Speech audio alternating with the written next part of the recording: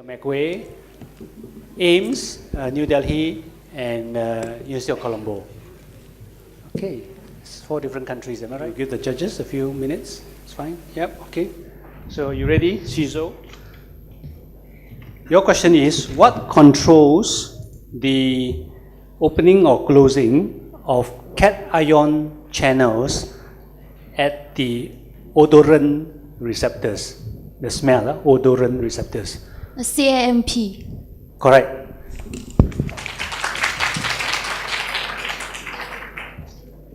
Okay. Your question is, do you like swimming? No, that's not a question. Do you like swimming? Okay, this question is for you then. How does voluntary hyperventilation before entering a swimming pool increases the duration a person can remain underwater? How does hyperventilation before entering a swimming pool increases the duration a person can remain underwater? Okay, when we hyperventilate, there's a carbon dioxide washout, and so less PCO2 this causes less stimulation of the chemoreceptor, and so allow time in the water, underwater. That's correct. Yes. So the break point is reached later with voluntary induced hypocapnia. Okay, your question is, Ames, a diabetic has a plasma glucose of 300 milligram %, but she has no osmotic diuresis.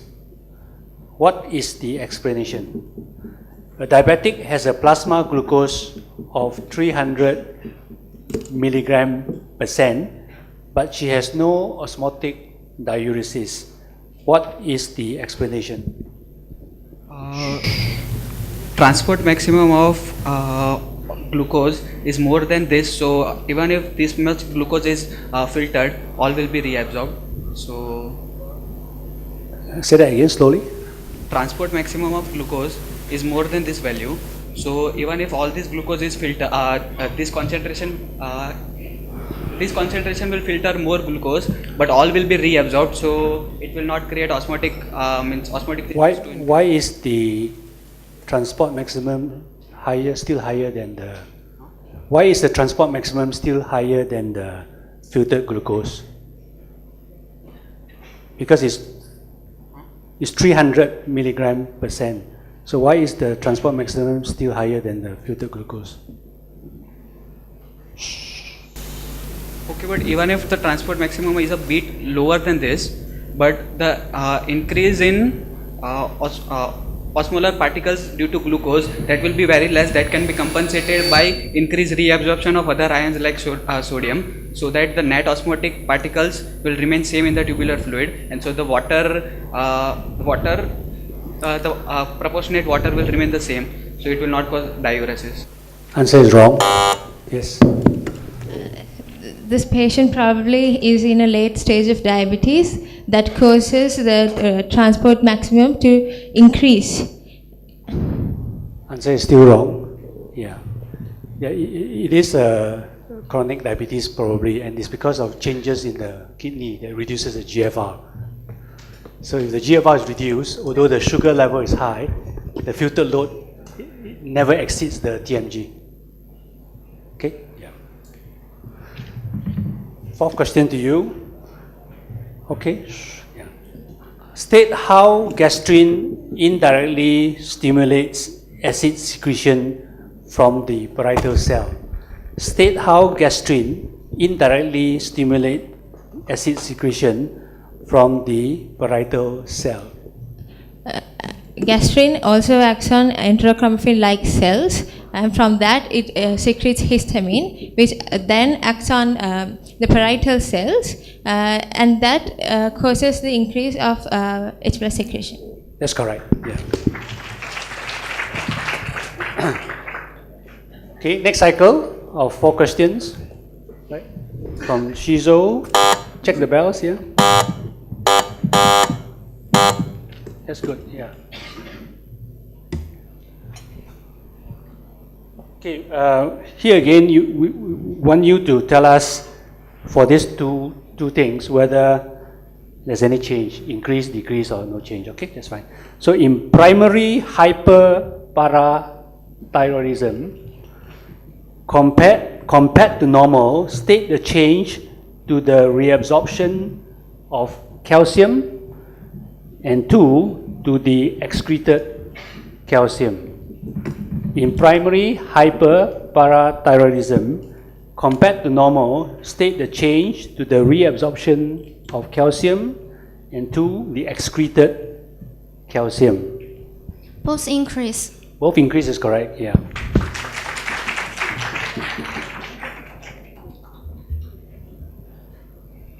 Okay, your question is, McQuay, in pulmonary edema, what major physical parameter change, in pulmonary edema, what major physical parameter change accounts for the decreased DLO2, diffusion capacity of oxygen in the lungs? Increased diffusion distance. Increased diffusion distance is correct.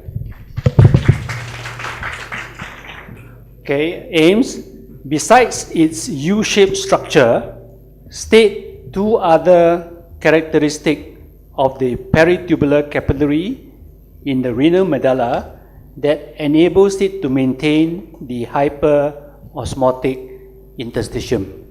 Besides its U-shaped structure, state 2 other characteristics of the peritubular capillary in the renal medulla that enables it to maintain the hyperosmotic interstitium. The ascending limb is fenestrated. Slowly, yeah. The ascending limb is fenestrated so that it helps in water permeability and also the presence of transporters for urea only on one of the limbs. Answer is wrong. One is the permeability to urea, and one is the permeability, another is the blood flow is very slow. That's correct.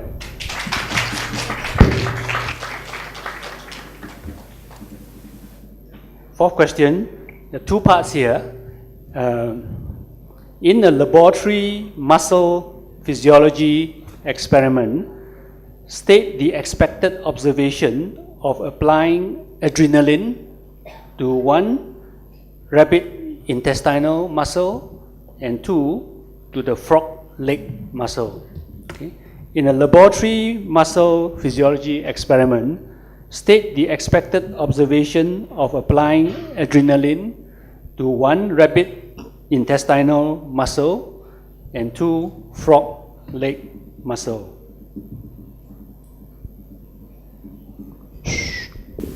The intestinal motility will be decreased because the spike potentials appearing on top of the basic electrical rhythms will be decreased in frequency now, and the leg muscle won't have any change. That's correct, yeah. Okay, so last cycle of 4 questions.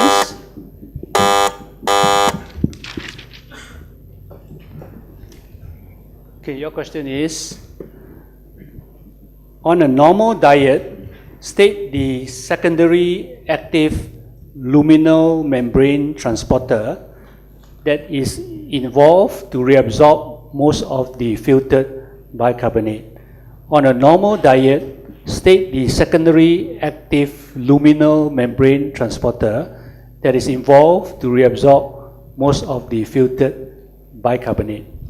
Sodium hydrogen counter transporter. That's correct. McQuay, your question is, in the central nervous system, name the glia cell and state its specific function that helps to maintain normal neuronal excitability. In the central nervous system, name the glia cell and state its specific function that helps to maintain normal neuronal excitability.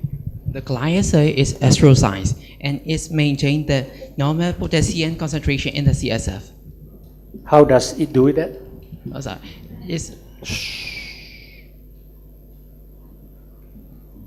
hello, can we have silence, please? Yeah, yeah. Sorry, yes.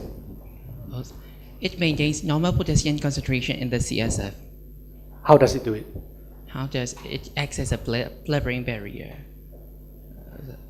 It enforces in the blood-brain barrier.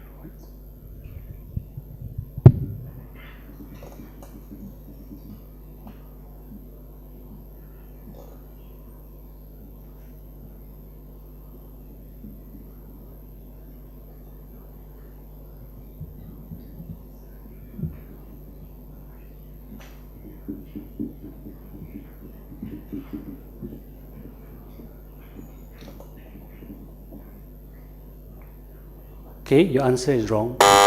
Yes. One of the fact is the astrocytes mop up the glutamate from the interstitium of the cerebrum. Glutamate generally causes, if in high concentration, excitotoxicity. And also it mops up potassium which is released during repolarization. So it maintains the extracellular potassium concentration within normal limits. So glutamate and potassium mopping up by the astrocytes.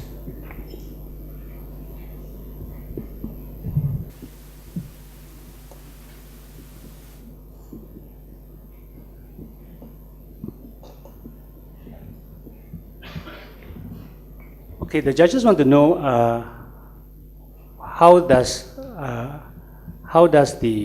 what is the function of astrocyte in terms of maintaining the potassium, which you mentioned. How does it do it?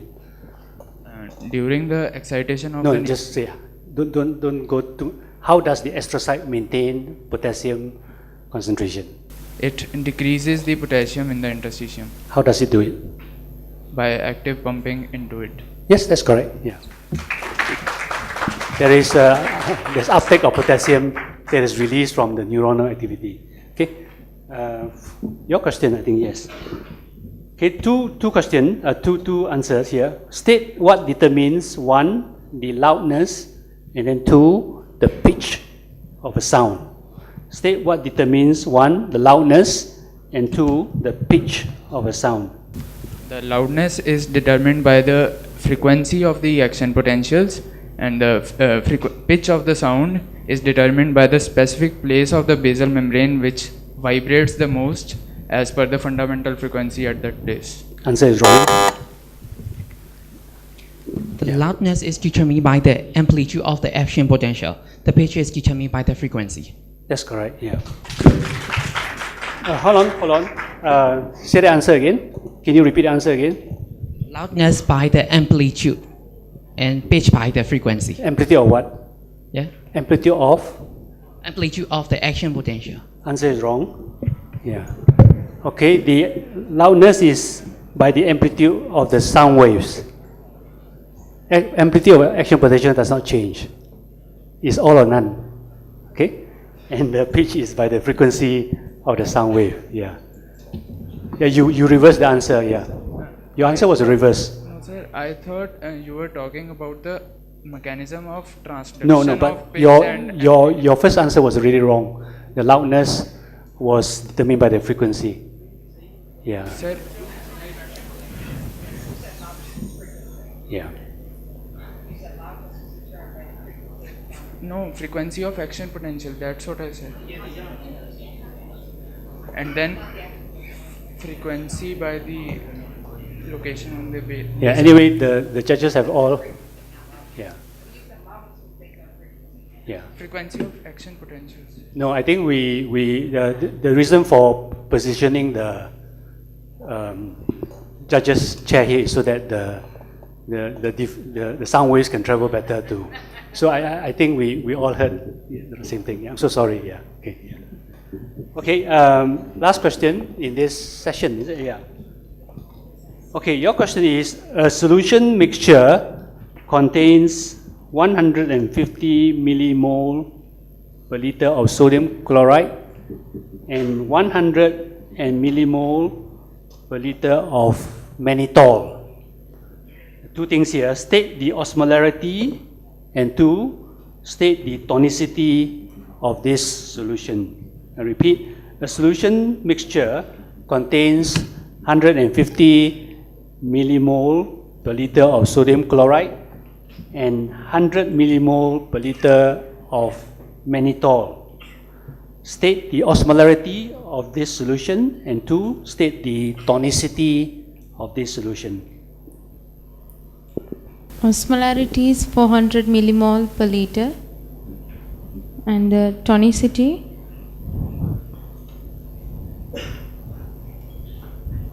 is isotonic. Sorry, isotonic? Do you say? I can't hear you. Isotonic, do you say? Answer is wrong.